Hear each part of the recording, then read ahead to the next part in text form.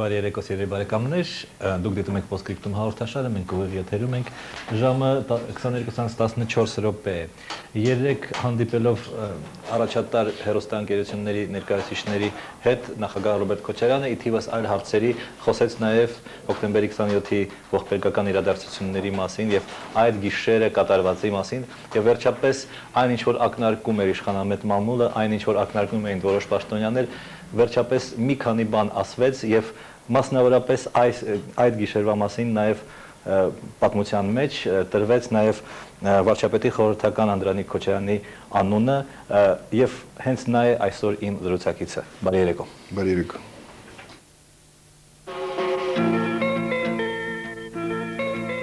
Անդրանիկ Քոչարյան ծնվել է 1961 թվականին, 93 թվականին ավարտել է Երևանի Պոլիտեխնիկական ինստիտուտը, 83-ից 90 թվականներին աշխատել է Մաթեմատիկական մեքենաների գիտահետազոտական ինստիտուտում, 90 թվականին նշանակվել է ներքին գործերի նախարարի տեղակալ, 91 թվականից եղել է ներքին գործերի նախարարի առաջին տեղակալը, իսկ 91 թվականի նոյեմբերից պաշտպանության նախարարի առաջին տեղակալ, 93 թվականին աշխատել է Շիրակի գոտում որպես կառավարության լիազոր ներկայացուցիչ, 95 թվականին ընտրվել է ազգային ժողովի պատգամավոր, 99 թվականին նշանակվել է վարչապետի խորհրդական, պաշտպանության, ներքին գործերի, ազգային անվտանգության, արտակարգ իրավիճակների, կադրային քաղաքականության եւ աղետի գոտու հարցերով։ Ամուսնացած է, ունի 2 երեխա։ Պարոն Քոչարյան, շատ շնորհակալ եմ, որ դուք առաջին եւ վստահ եմ ոչ վերջին անգամ եկաք Postscriptum հաղորդման, պատասխանելու իմ եւ հեռուստադիտողների հարցերին, թույլ տվեք առանց երկար նախաբանների անցնել ուրեմն երեկվա ասուլիսին, որի ժամանակ ասվեց մոտավորապես հետեւյալը, որ ողբերգությունից հետո, ոչրագործությունից հետո երեկոյան ժամը 10-ին, թե 10:30 դուք մտաք նախագահի մոտ եւ նրան առաջարկեցիք մի ցուցակ պաշտոնյաների, որը նախագահի կարծիքով եւ բարոյական տեսակետից եւ պետական տեսակետից ընդունելի չէր։ Ես խնդրում եմ այս էպիզոդը մի քիչ մանրամասնեք։ Ես կարծում եմ նախագահան այն ինչ որ ասաց երեկվա հանդիպման ժամանակ ասված էր ճշմարտության մի մասը, իսկ ճշմարտությունը կամ պետք է ասել ամբողջությամբ, կամ պետք է ընդհանրապես չասել։ Եվ քանի որ ասված էր մի մասը, ես կփորձեմ նախ 27-ի դեպքերից ի սկզբանե անդրադառնալ 27-ի դեպքերին եւ դեպքերի հետագա զարգացումը եւ այդ այցը նախագահի մոտ, որը տեղի է ունեցել բավականին ուշ երեկոյան որոշակի ուրեմն դեպքերի զարգացումներից հետո։ Նախ պետք է կարողանանք հստակ գնահատել, թե 27-ին ինչ տեղի ունեցավ։ Առաջին հերթին բոլորի մոտ այն տպավորությունն էր, որ բոլոր ուրեմն գնում էր ազգային ժողովում հանդիպում կառավարության հետ եւ ինչ որ պահից սկսեցին կրակոցներ։ Կրակոցները լսելով հանդերձ բոլորը մի պահ սկսեցին մտածել անհեթեթ ինչ որ կրակոցներ են։ Ոչ մեկ մտքով չէր անցնում, որ այնուամենայնիվ պարլամենտի դահլիճում տեղ ունենում սպանդ եւ տեղ ունենում ուրեմն տերորիստական գործողություն։ Եվ ինչքան ուրեմն ես այդ պայն կառավարությունում էի, ինձ մոտ էլ կային մարդիկ, եւ առաջին խնդիրը եղավ, որպեսզի արագ ճշտել, թե ինչ է տեղի ունեցել։ Դրանից ինքս նույնպես արագ մի 10 րոպեվա ընթացքում ուրեմն հասել եմ ազգային ժողով եւ փորձել եմ ներս մտնել բավականին դժվարությամբ, բայց արդեն մոտավորապես 5:30-ից հետո էր արդեն ազգային ժողովում մեծ քանակությամբ մարդիկ կային եւ շարունակում էին կուտակվել եւ անվտանգության համակարգի, ներքին գործերի, պաշտպանության եւ անընդհատ այդ հոսքը շարունակում էր դեպի շենք։ Ինչ էին անում, ինչ առաքելությամբ էին։ Ուրեմն գալիս էին, որպեսզի նախ առաջի հերթին ճշտեին սրանք ինչ կրակոցներ են եւ բնական է բոլորի մոտ կար կասկած, որ այնուամենայնիվ ազգային ժողովի ուրեմն ներսում տեղի ունենում տերորիստական գործողություն, որովհետեւ անջատված չէին ուրեմն հեռարձակման ուրեմն սարքավորումները եւ բոլորը լսում էին այդ ուրեմն դեպքերի զարգացումը։ Ռադիոն մի պահ անջատված էր, իսկ ազգային ժողովի շենքի ներսում ուրեմն հեռարձակում այնուամենայնիվ շարունակում էր գնալ։ Ինչքան ես հասկացա, այդ խմբի ուրեմն անդամների պահանջով։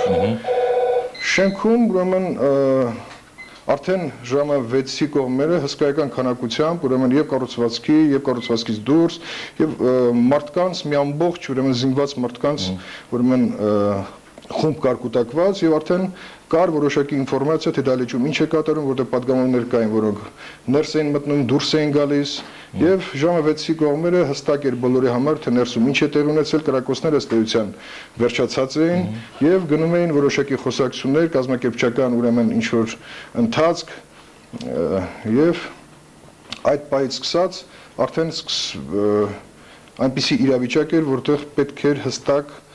գնահատականներ տալ ստեղծված իրավիճակին, որից հետո պետք էր ուրեմն անցնել լուրջ կազմակերպչական օպերատիվ գործողություններ։ Արդեն հայտնի էր, որ վարչապետը, ազգային ժողովի նախագահը, Ես ձեզ ասեմ, արդեն 6-ին 15 պակաս, երբ որ շտաբակցություններով մարդիկ էին դուրս տանում եւ այնտեղ կային падգամներ, որոնք ինչ որ ձև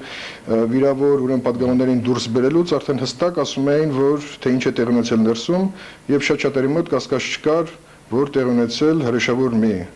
ուրեմն ահաբեկչական գործողություն եւ ուղղված եղել վարչապետի եւ ազգային ժողովի ղեկավարության դեմ։ Այնուհետև, ինչպես էին դեպքերը զարգանում եւ ինչ անհրաժեշտություն կար, ես հարցին եմ մոտենում, այդ պահին առաջարկել կառավարության կազմ։ Ուրեմն այդ պահին ոչ մեկը կառավարության կազմ չի առաջարկել, դրանից հետո դեպքերը զարգացել են սրընթաց հաջորդականությամբ, որովհետեւ պատկերացրեք շենքի ներսում հսկայական քանակությամբ մարդիկ եւ ոչ մեկը չէր պատկերացնում, թե ինչ խնդիրով են հավաքվել այդտեղ եւ ինչ առաքելություն ունեն այդ շենքում իրականացնելու։ Վերջին հաշվով վերջապես երբ որ պարզ դարձավ, որ ներքին գործերի նախարարը այնուամենայնիվ հաջողվել է դուրս գա դալիճից, փորձ արվեց ներքին գործերի նախարարի կողմից որոշակի ուրեմն ղեկավար, իրավապահ մարմինների ղեկավար անձնակազմի հետ գնահատել իրավիճակը եւ այնուհետեւ մշակել գործողությունների ծրագիր, բայց այդ փորձը այնուամենայնիվ անընդհատ անհաջողություններ էր մատնվում, որովհետեւ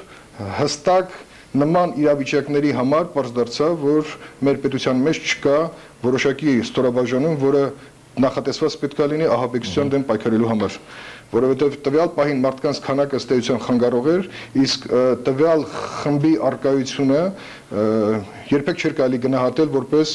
այդպիսի մի խումբ, որը գտնվում է շենքում, ըստ էության չէր բացառվում, որ շենքում լինեին եւս էլի մարդիկ եւ հետագա զարգացումները ցույց տվեցին, որ այնուամենայնիվ խումբը ինչ որ սպասելիքներ ուներ եւ պարզապես մարդկանց քանակով չէր, որ պետք է խնդիրները արագ օպերատիվ ուրեմն կարգավորում հաստանային։ Այնուամենայնիվ այդ ընթացքում տեղի ունեցան նաև զուգահեռ դեպքեր, Հայաստանից բացակայում էր նաև պաշտպանության նախարարը, որը գտնվում էր սահմանամերձ շրջաններում, իմանալով լուրը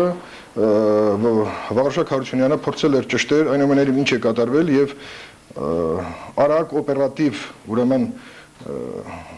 կարգավորման անհրաժեշտություն կա բանակի կողմից, որպեսզի որոշակի խնդիրներ լուծվեն։ Ում հետ էր նա ճշտում, նախագահի հետ։ Ես ասեմ, որ իմ ինֆորմացիայով հանրապետության նախագահի հետ էր ճշտել Հարությունյանը, նախագահը բառացիորեն նրան պատասխանել էր, որ տվյալ պահին ուրեմն բանակի մեծածավալ օգտագործման որևէ անհրաժեշտություն չկա, գուցե անհրաժեշտ լինի մեկ բանակային հատուկ նշանակության ստորաբաժանում մարտունակ վիճակում պահելու համար, որպեսզի ուրեմն դա օգտագործվի անհրաժեշտության ժամանակ։ Ես ես ասեմ, որ այնուամենայնիվ Հարությունյանը երբ որ կարողացել էր ճշտել, որ Վազգեն Սարգսյանը, Կարեն Դեմիրճյանը, նրա տեղակալները այնուամենայնիվ սպանված են, ուրեմն միանգամից ուղղաթիռով վերադարձել էր ուրեմն պաշտպանության նախարարություն եւ այդ ընթացքում իմանալով այս լուրը բանակի տարբեր ստորաբաժանումներից տարբեր կարգի հրամանատարներ անմիջապես ուրեմն տեղափոխվում էին Հանրապետության պաշտպանության նախարարություն։ Դրա իրավունք ունեին նրանք։ Ուրեմն նրանք բնական է զեկուցելով գլխավոր շտաբի օպերատիվ վարչություն, իմանալով լուրը, բնական է այդպիսի իրավունք ունեն, նրանք գալիս են պաշտպանության նախարարություն որոշակի հրանգների սպասելու։ Ներեցեք ընդհանրապես։ Բայց այդ պահին կար նաև պաշտպանության նախարարության Երևանի ուրեմն կայազորի բավականին ուրեմն սպայակազմ կար նաև ազգային ժողովի շենքում, որոնք այնուամենայնիվ փորձում էին ճշտեին Վազգեն Սարգսյանի եւ Կարեն Դեմիրճյանի ուրեմն արդյոք որևէ հույս կա, որ նրանք կարող է կենթանի լինեն, որտեղ այդ դեպքում կարծում եմ, որ որևէ ուժ չէր կարող զսպել բանակի հրամանատարությանը, որևէ գործողություն անել ներսում, որպեսզի կարողանան փրկեն թե վարչապետին, թե ազգային ժողովի նախագահին, թե փորձեն փրկեն ուրեմն դալիճում գտնվող պատգամավորներին։ Որևէ տեղաշարժ առանց նախագահի հրահանգի եղել է զինվորների զորամասերի, թե չի եղել ըստ ձեզ։ Այդ պահին որևէ տեղաշարժ չի տեղի ունեցել, այդ պահին։ Դա ես ասում եմ ժամը 6-ի եւ 7-ի ուրեմն մատույցներում։ Դրանից հետո ես գիտեմ, որ հանդիպում է ունեցել ուրեմն Հանրապետության նախագահի հետ Վահան Շիրխանյանը, փորձել է ճշտել իրավիճակը, փորձել է ներկայացնել իր պատկերացումները ստեղծված իրավիճակի մասին, որտեղ այնուամենայնիվ առաջին հերթին ամենակարևոր ուրեմն պահը ճիշտ գնահատելն էր, թե վերջապես ինչ է տեղի ունենում ազգային ժողովում եւ դրանից հետո պահը ճիշտ գնահատելով գնահատականները ամենավատթարագույնին տանելով պետք է ուրեմն իրականացնել երկրի անվտանգությանը վերաբերող խնդիր։ Միարժեք բանակի ղեկավարության կողմից վարչապետի եւ ազգային ժողովի նախագահի ուրեմն սպանդը դիտվում էր որպես քաղաքական սպանություն, քաղաքական իշխանության քաղաքական իշխանության դեմ գործողություն եւ չէր բացառվում, որ պետության անվտանգությունը գտնվում էր տվյալ պահին ուրեմն պաշտպանության կարիքի մեջ։ Եվ դրանից ելնելով, երբ որ որոշակի պատասխաններ չի ստանում ուրեմն Վահան Շիրխանյանը, թե ինչպիսի գործողություններ պետք է անեն պաշտպանության նախարարության ստորաբաժանումները, որպեսզի իրավիճակը կարողանան որոշակի լարվածություն թույլատնեն բանակի հրամկազմի մոտ, Վահան Շիրխանյանը բանակի դալիճի մատույցներում գտնվող հրամկազմի հետ միասին տեղափոխվում է պաշտպանության նախարարություն, որը կարծում եմ, որ բավականին ճիշտ վճիռ էր, որպեսզի տեղում պաշտպանության նախարարությունում միասնական որոշեին, թե հետագա գործողությունները ինչպիսին պետք է լինեին։ Դրանից հետո ես գիտեմ, որ մի քանի անգամ պաշտպանության նախարարը նույնպես փորձ է արել, ուրեմն ճշտել վերջապես այս պահին պաշտպանության նախարարության ստորաբաժանումները որևէ անելիք ունեն թե չունեն, եւ անընդհատ հարցի ձգձգումը, որովհետեւ իմ կարծիքով հարցի ձգձգումը այպես կապված է եղել, ուրեմն վիճակի օպերատիվ գնահատման հետ եւ անընդհատ հարցի ձգձգումը որոշակի լարվածություններ առաջացրել պաշտպանության նախարարությունում եւ հատկապես ուրեմն զինված ուժերի հրամկազմի մոտ։ Եվ ես կարծում եմ այդ պահին Երևակայի Հարությունյանը, պաշտպանության նախարարը կայացրեց ամենավճռական եւ կարևորագույն որոշումը բանակի ստորաբաժանումները ուրեմն անվտանգության խնդիրներին ծառայեցնելու ուղղությամբ, որի արդյունքները չի գնահատվում այսօր adekvat,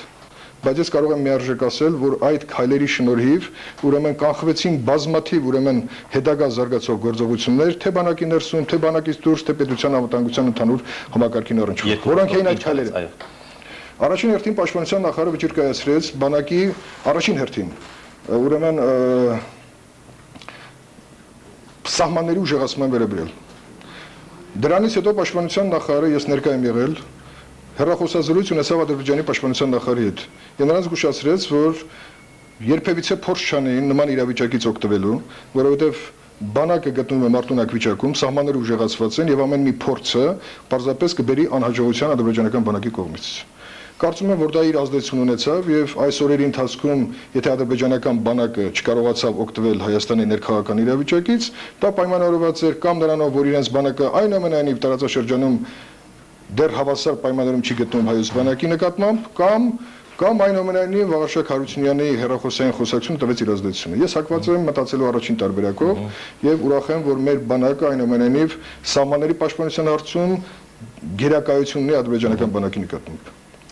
Դրանից հետո Վաղարշակ Հարությունյանը իր ազատված ռեսուրսների ուրեմն օգնությամբ կարողացավ կազմակերպել Հայաստան մտնող եւ դուրս եկող, Երևան մտնող եւ դուրս եկող ճանապարհների փակումը, որը խիստ անհրաժեշտ էր, որովհետեւ կային ուրեմն ինֆորմացիա, որ շրջաններից ինչ որ մեքենաների հոսքեր կան եւ կարող է դրանք ճիշտ են, կարող է սխալ են, դա հետո ճշտելու անվտանգության մյուս մարմինների կողմից ճշտելու խնդիր է։ Եվ հետաքննությունը կարող է շատ էֆեկտիվ ուրեմն օգտակար լուծումների տանի։ Այնուամենայնիվ պետք էր ելնել վատթարագույնից եւ փակել Երևան տանող ճանապարհները։ Վճիռ կայացվեց նաեւ ուրեմն կենսական անհրաժեշտություն ունեցող օբյեկտների պաշտպանությունը վերցնել հսկողության տակ, օդակայան, ջրամբարներ, խմելու ջուր, այսինքն բոլոր այն ստորաբաժանումները, որոնք տվյալ պահին կային մշակված օպերատիվ վարչության կողմից, իսկ օպերատիվ վարչությունը նման բազմաթիվ իրավիճակների համար ուներ մշակված նախորդ մշակված պլաններ, երկրի անվտանգության առնչվող եւ ես կարծում եմ, որ դա հնարավորություն տվեց, եթե կային դեպքերի այլ զարգացումներ կանխելու, ուրեմն դրսից։ Այն ինչ որ կատարվեց ներսի աշխատանքները կարգավորելու, դրանք նույնպես ազդեցին հետագա մթնոլորտի փոփոխության ուղղությամբ, ուրեմն ազգային ժողովի ներսում։ Պաշտպանության նախարարությունը, հրամանատարությունը վճիռ կայացրեց ուրեմն հատուկ ստորաբաժանման միջոցով շրջափակել ուրեմն տարածքը ազգային ժողովի, իսկ շրջափակումը նշանակում էր որոշակի ուրեմն շրջափակման մեջ պահել նաև դալիճում գտնվող ահաբեկիչներին, եթե նրանք այնուամենայնիվ հույս ունենային որևէ դրսից աջակցության։ Շրջափակումից անմիջապես հետո վճիռ կայացվեց ուրեմն հնարավորին չափ թեթևացնել ազգային ժողովի շենքը եւ զինվորական ոստիկանության պետի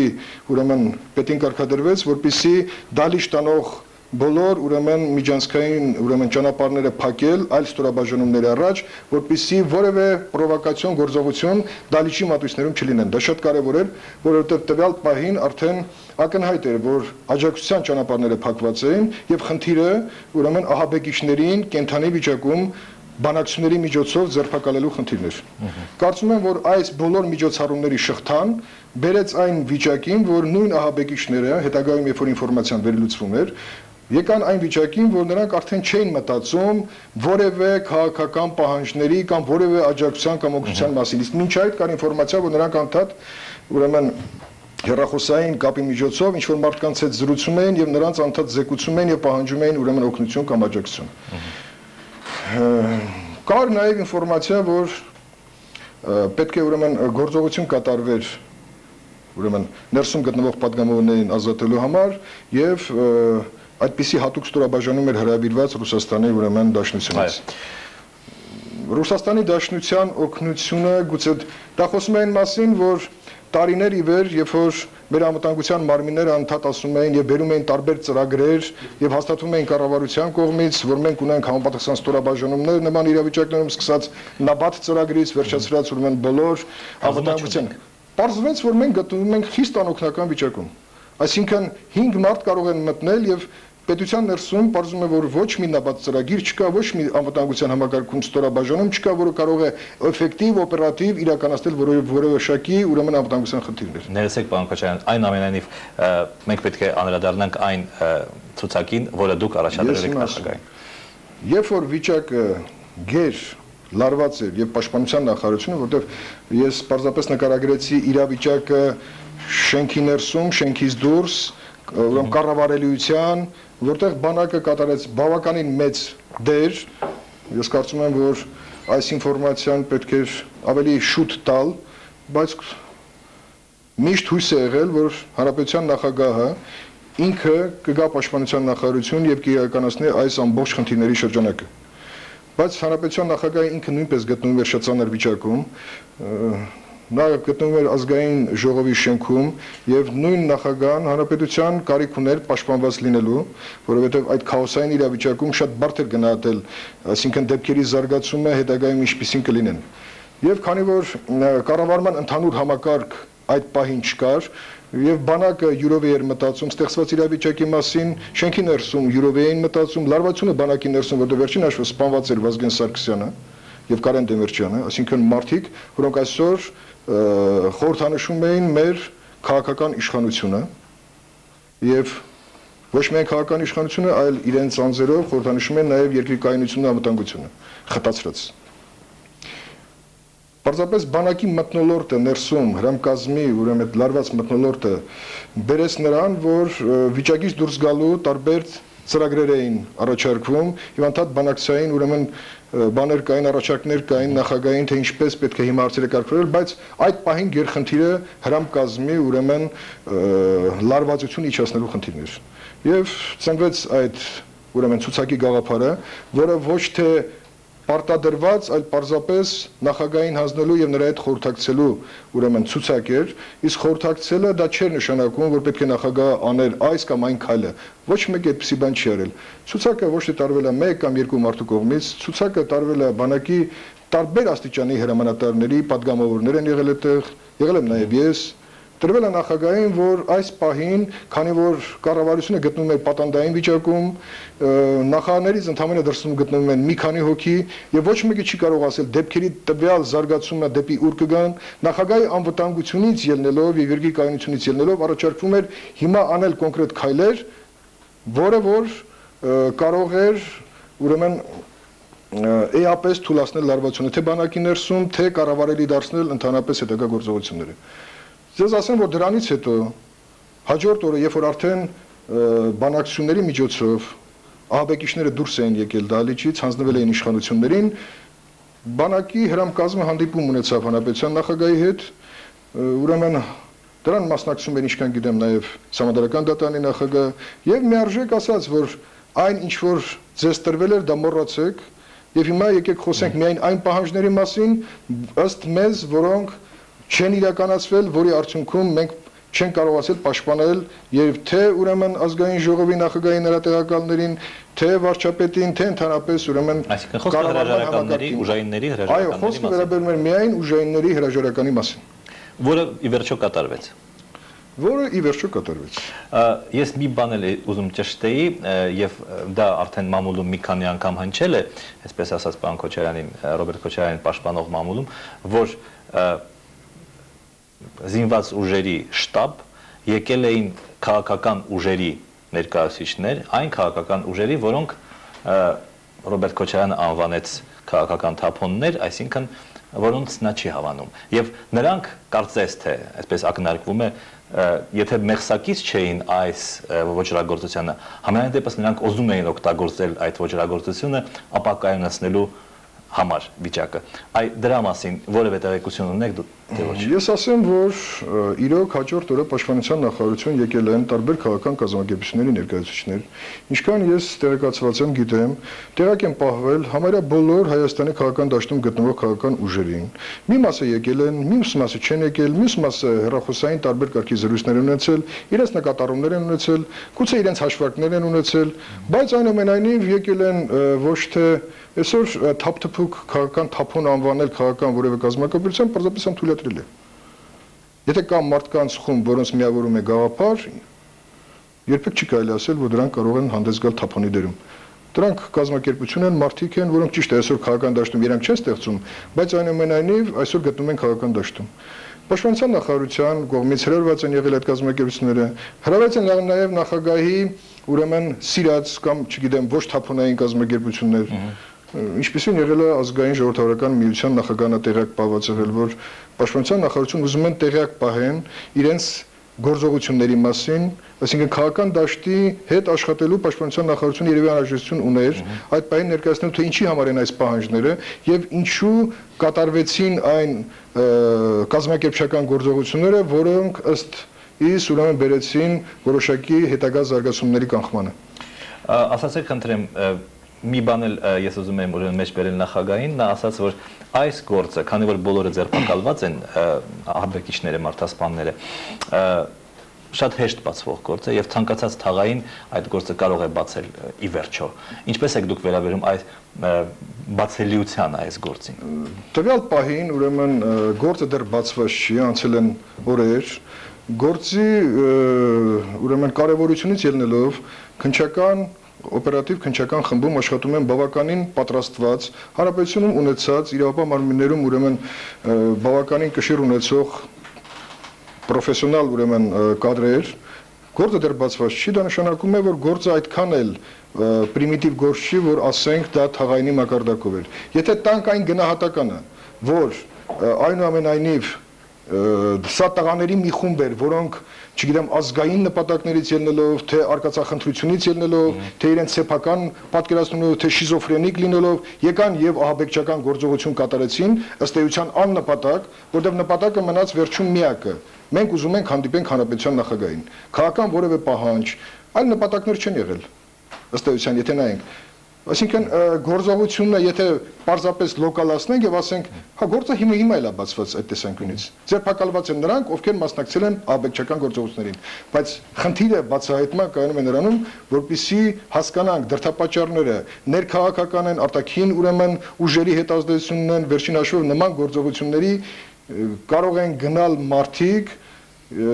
միայն այն դեպքում, եթե թիկունքում զգում են հզոր ուժ։ Այսինքն դուք չեք հավատում, որ դրանք ինչ որ շիզոֆրենիկներ են կամ խփնված մարդիկ են։ Գիտեք ինչ, եթե շիզոֆրենիկներ լինեին, նրանք կամ պետք է գնդակարային ամբողջ դալիճը, կամ պետք է գնդակահարեին, ինչպես իրենք են ասում, միայն Վազգեն Սարգսյանին։ Բայց երբ որ 5 վայրկյանի ընթացքում գնդակահարվում է հանրապետության վարչապետը, ազգային ժողովի նախագահի իր տեղակալներով զուգահեռ, ոնց կարելի ասել, որ այստեղ դրդապատճառներ չկան եւ դրանք քաղաքական իշխանության հետ խնդիր չեն լուծում։ Մի հարց, որը անձամբ ձեզ է վերաբերում, ես փորձեցի ճշտել նախագահից, թե որոնք են այն մարդիկ ի վերջո, որոնք եկել են ներկայացել են բանակի կողմից, բայց բանակի հետ կապ չունեն։ Եվ տրվեց ձեր անունը։ Ես խնդրում եմ ձեր կապը բանակի հետ խնդրում եմ հստակեցնել։ Ես կարծում եմ իմ կենսագրությունը, որը առաջին պահին գրվեց, պարզապես բոլորի համար ակնհայտ էր, որ ես կանգնած եմ բանակի ակունքներում, բանակի պաշտպանության նախարարի տեղակալն եմ եղել առաջին իսկ պահից, Վազգեն Սարգսյանի, բանակում եմ եղել մինչև 95 թվականը որպես նախարարի առաջին տեղակալ, դրանից հետո պատգամավոր դառնալուց հետո բնական է, որ ես բանակից դուրս եմ եկել, որովհետև օրենքը թույլ չէր տալիս միաժամանակ լինել նաև բանակում եւ Տվյալ պահին ես հանդիսանում էի ուրեմն վարչապետի խորհրդականը առաջին հերթին պաշտպանության, նոր մնացած ուրեմն ուղղություններով, որոնք նշվեցին կենսագրականի մեջ։ Այսինքն ես ի պաշտոնե պարտավոր եմ ուրեմն լինել բանակի հետ, զբաղվել բանակի հարցերով եւ տեղ եկած տեղը տվյալ պահին զեկուցել հանրապետության վարչապետին։ Այդպիսի բան ասվեց նաև ուրեմն համակարգող նախարար Վահան Շիրխյանի մասին, ես ձեզ ասեմ, որ Վահան Շիրխյանը երկար տարիներ Վազգեն Սարգսյանի տեղակալն էր, իսկ տվյալ պահին լինելով նախարար նաև հանդիսանում էր բանակի կոլեգիայի անդամ, որը ի պաշտոնե պարտավորեցնում էր նաև նույնպես լինել բանակում եւ այս կապը բանակի հետ ես կարծում եմ օգտագործվեց մաքսիմալը էֆեկտիվ, որպեսզի լարվածությունը բերել մինիմալի եւ սթափ ուրեմն կանոնակարգված գործողություններով ուրեմն գալ իրական կանգնել այն սահմանադրական իրավիճակին, որը մենք ունեցանք վարչապետի նշանակման պահից սկսած։ Մենք փորձենք պատասխանել նաև հեռուստադիտողների հարցերին, խնդրեմ։ Բարի երեկո, Էմմա Թորոսյանը հարցնում է Սերժ Սարգսյանի համար հոկտեմբերի 27-ի դեպքերի պատասխանատվությունն ավարտվեց նրան մեկ այլ պաշտոնի տեղավորումով։ Արդյոք ճիշտ վարվեց նախագահ Ռոբերտ Քոչարյանը։ Հեռուստադիտող Ներսիսյանը հարցնում է ժամանակին Վազգեն Սարգսյանը նշում էր, թե կոռուպցիայի համար ում դեմ է պայքարելու։ Այդ անձանց անունները ձեզ հայտնի է թե ոչ։ Եւ հեռուստադիտող Սեյրանյանը հարցնում է, որպես վարչապետի խորհրդական ինչ ոլորտ եք համակարգում Եվ ինչ ճանապարհներ եք տեսնում ժողովրդին սոցիալական ծանր վիճակից դուրս բերելու համար, մասնավորապես խոսքը գնում է կենսաթոշակառուների մասին։ Շնորհակալություն։ Խնդրեմ։ Ես ասեմ վերջինի պատասխանը ես քիչ առաջ տվեցի, թե ինչ ոլորտներ եմ ուրեմն սպասարկում։ Առաջին հարցին, որ Սերժ Սարգսյանը նշանակվեց նախագահի ուրեմն աշխատակազմի ղեկավար ճիշտ էր թե չէ, դա հանրապետության նախագահի գործն է։ Ինքն է որոշում, թե իր աշխատակազմի ղեկավարը ով է լինելու եւ ոչ մեկ իրավունք չունի։ Պարզապես ես կարող եմ իմ պատկերացումները ունենալ, արտահայտվել կամ չարտահայտվել եւ կարծում եմ բանակի պահանջը ազգային անվտանգության համակարգի նկատմամբ որպես ուրեմն իրեն ոչ լիարժեք դրսևորած համակարգի դրա պատասխանատվության մի մասն էլ կարծում եմ պետք է կրի Սերժ Սարգսյանը նույնպես։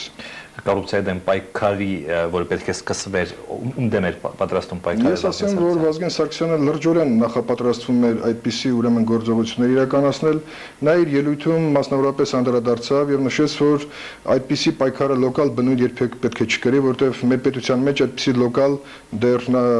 նախորդում եղել են այդպիսի լոկալ պայքար, բայց պետք է կանոնակարգված պայքար լիներ, կանոնակարգված ասելով ի նկատի չունեմ, որ այսօր բռնեցինք մի կաշառակերի կամ ինչ-որ մի հովանավոր ճյուղի, կոռուպցիան դա ավելի լայն հասկացություն է եւ Վազգեն Սարգսյանը պատկերացնում էր դա համակարգված ծրագրի սահմաններում անել։ Համաշխարհային բանկը այդպիսի ծրագրի կազմման ուղղությամբ հայտնել էր իր աջակցությունը վարչապետին։ Վարչապետը մինչև այս դեպքերը ինձ իմ գլխավորությամբ խումբ էր ուղարկել փաստորեն կոռուպցիայի դեմ պայքարի ուրեմն կոնֆերանսին մասնակցելու, որը բավականին առաջին քայլն էր մտնել այդ կառույցների մեջ եւ ստանալ, ասենք թե որոշակի դեմ էր պատրաստում, որ նախարարի, որ չինովնիկի, չգիտեմ, ում դեմ էր պատրաստում։ Դուք կարող եք որևէ անուն տալ։ Ես անուն չեմ տա, պարզապես ես կարծում եմ, որ Վազգեն Սարգսյանի կիսատ թողած գործը կիրականացնի այսօրվա վարչապետը, որը լի է վճռականությամբ շարունակել ոչ միայն այն պատճառով, որ Վազգեն Սարգսյանը իր եղբայրն է, որովհետեւ վարչապետը նույնպես